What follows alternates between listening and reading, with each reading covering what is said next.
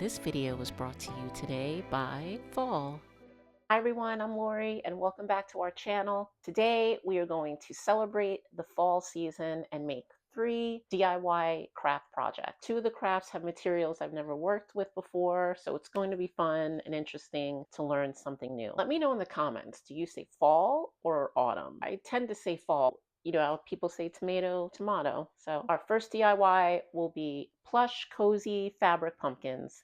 These pumpkins you can find pretty much everywhere now, from high-end stores to the Dollar Tree, so they exist for every budget. You see them made with all sorts of materials, from old sweaters, socks, pillowcases, just leftover fabric. There's no-sew and sew options also. There are tons of tutorials online. I love that you can customize them to your own decor. You can make large ones, small ones, tall ones, round ones, skinny ones. So have fun and let's get into it.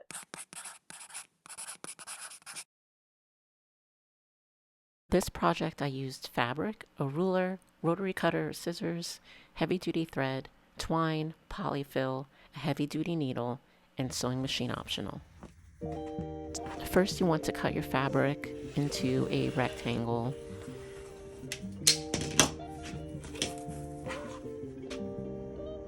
Put the right sides of the fabric together, and I sewed about a 1/4 inch seam down one side.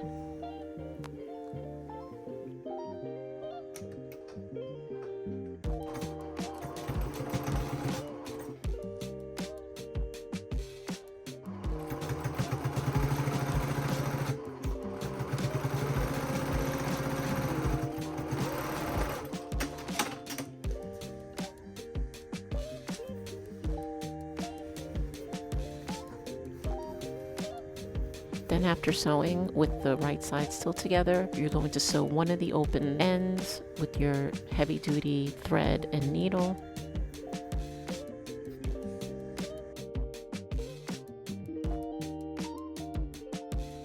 You're going to sew a running stitch along one of the open sides of the fabric.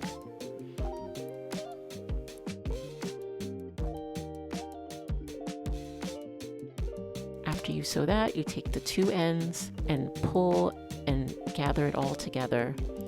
And after this, you could sew it all closed. The thicker the fabric you have, the more difficult it might be. I closed it as much as I could with my needle and thread, and then I ran it under my sewing machine to make sure it was securely closed. If you do it under your machine, just take it really slow. You don't want your needle to get jammed. After you're done sewing, you're going to turn it right side out. After you turn it right side out, you're going to take your polyfill, or if you have any scraps of fabric, and stuff it as much as you can. And after you're finished stuffing, just take that needle and heavy duty thread again, do another running stitch across the top.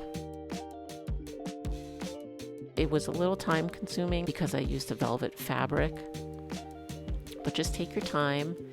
Sew around the top again, pull it closed. I did a few stitches back and forth to secure it.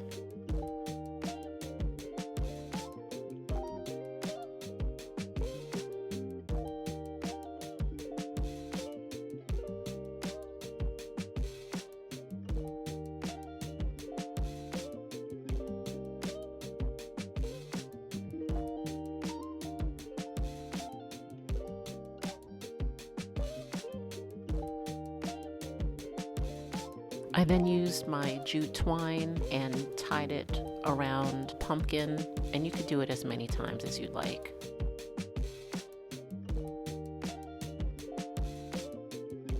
Then after I had my sections how I wanted them, I took more jute string, my hot glue gun, and started gluing jute at the top in a circular motion.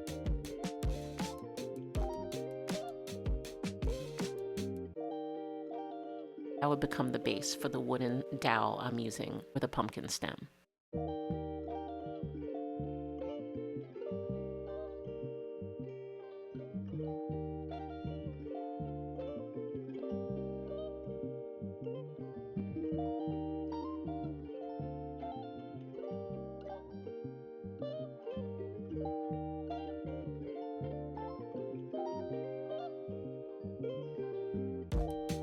I did another pumpkin in a different fabric, all the same steps. But this time I left some excess fabric at the top, tied it closed secure, took the jute twine and tied it around real tight around that excess fabric to create stem. And this one was a little more flexible. I think it looked a little more natural.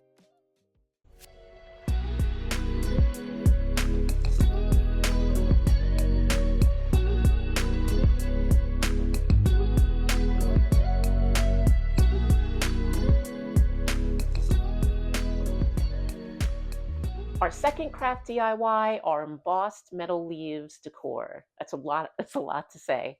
I saw these leaves, they have them in sprays and in a wreath and in garland. I think I'm going to make them in a garland, and I'm not going to do copper because it doesn't really go with my aesthetic right now. I'm using these aluminum trays I found at our local Dollar Tree. Saw that they had these copper ones which look a little more on the orange side. You will be working with cut metal, so be careful, maybe put some gloves on or just be very cautious. But let's get into the second DIY. For this DIY, I used a brayer, rolling pin, wooden spatula, Phillips head screwdriver, chopsticks, and an aluminum pan, and also a really soft surface to emboss on.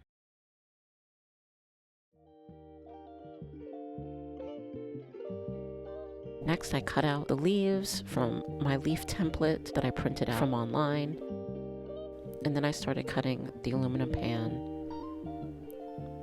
Take your time. I didn't think it was too sharp, so it was really easy to cut with my scissors.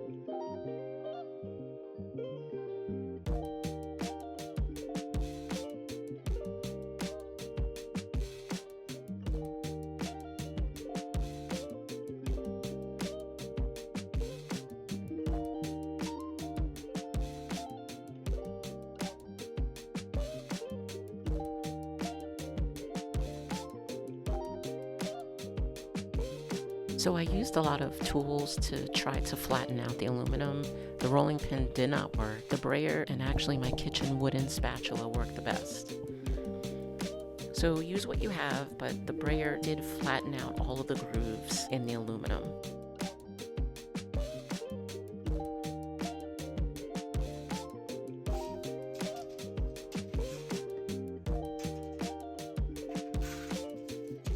After everything was flattened out, I took my pen and later used the Sharpie so I had clearer lines and traced around the leaf template. After tracing, I left the template on. First I used a pen, then I end up using my Phillips head screwdriver, which if you're careful enough and you don't have the proper tools, it worked really well. Important note, make sure that you put something soft underneath so you have a nice indentation. I used some scrap felt and just folded it a few times.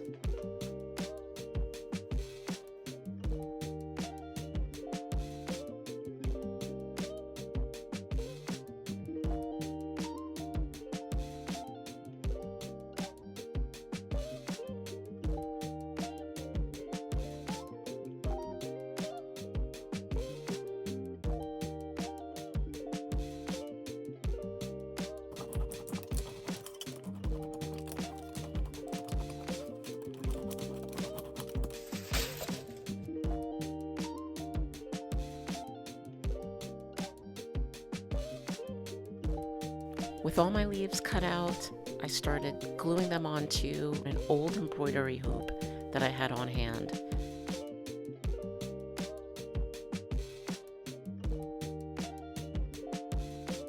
I used my heavy-duty craft glue, hot glue, but what worked the best in the end was super strong Gorilla Glue. So I just layered all the leaves on.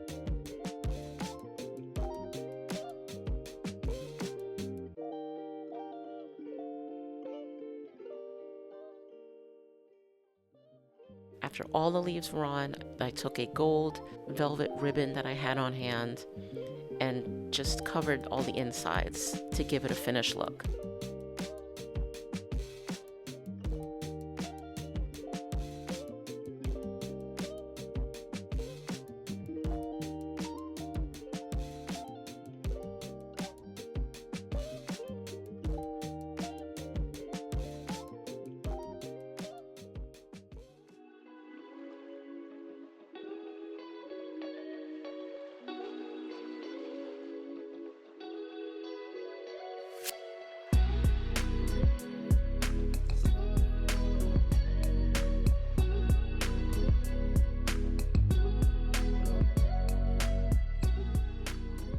Our third DIY project, I'm making leaf-shaped trinket trays. I was gonna do a spoon rest, but we'll see. With air dry clay. It's my first time working with air dry clay. Real excited to see how this comes out. Also, to get the leaf shapes, you can go online, use some clip art, or just go outside and pick up leaves from outside. So let's get into this next project.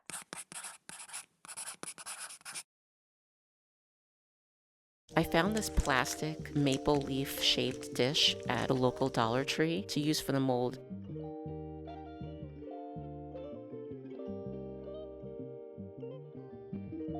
I took some talcum powder and rubbed it on the back just so the air dry clay wouldn't stick.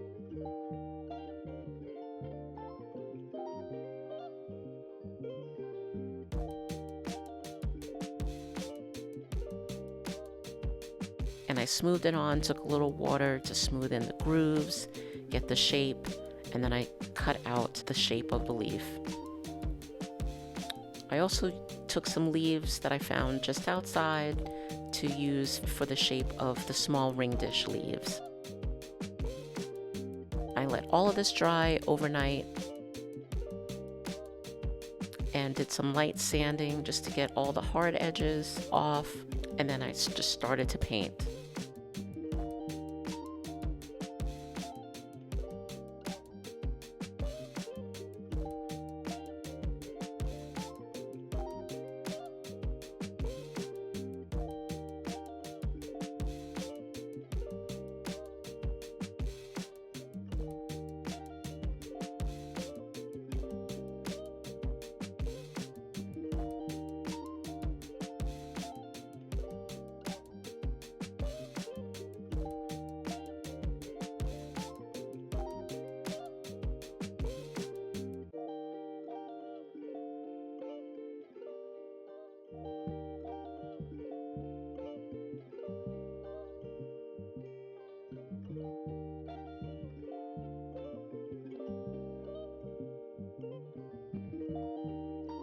It's like a nice dark chocolate.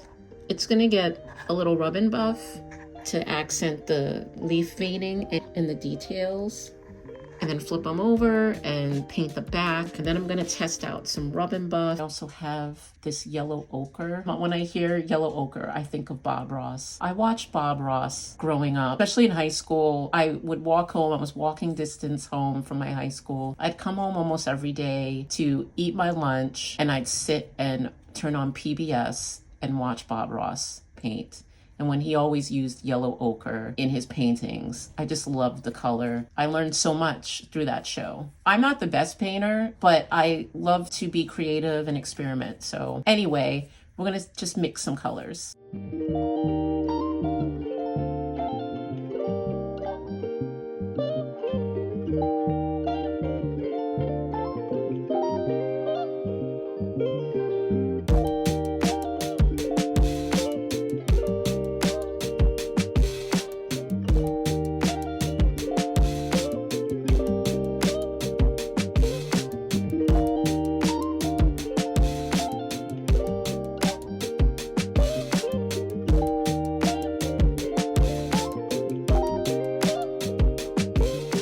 Got everything painted and they're dry. I think this one's my favorite. I hope you can see. I tried to do a little depth, and that's the back. And then I already put rub and buff in gold leaf on the small one. I'm thinking of making this a ring dish. So I like how it came out. I just got this antiquing wax. I've never used it before. I'm kind of scared to use it. I did a little test on just a little sample here. Please let me know if you used it and how you use it after I do the rub and buff gold leaf, and which I did here. And I think if it's maybe to add more depth, I'll add the antiquing wax, but we'll see how it comes out. I'm going to put my gloves back on, and I already did the back of this one. It's a lot. I need to do a lot more, but I'm going to rub and buff the inside of this, put some more on the back, and see how it goes from there.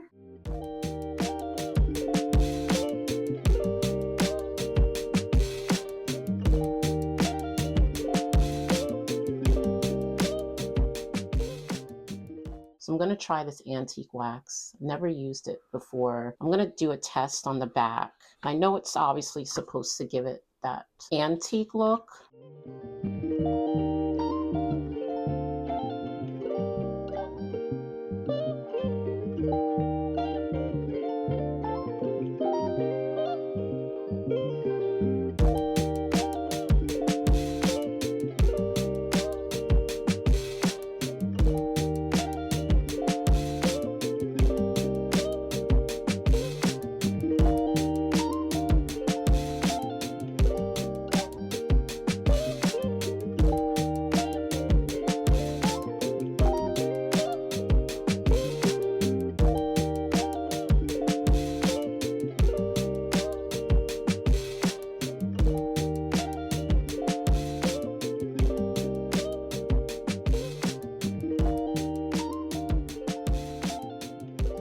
To seal everything, I used a gloss Mod Podge, and it gave the leaves a beautiful glazed effect.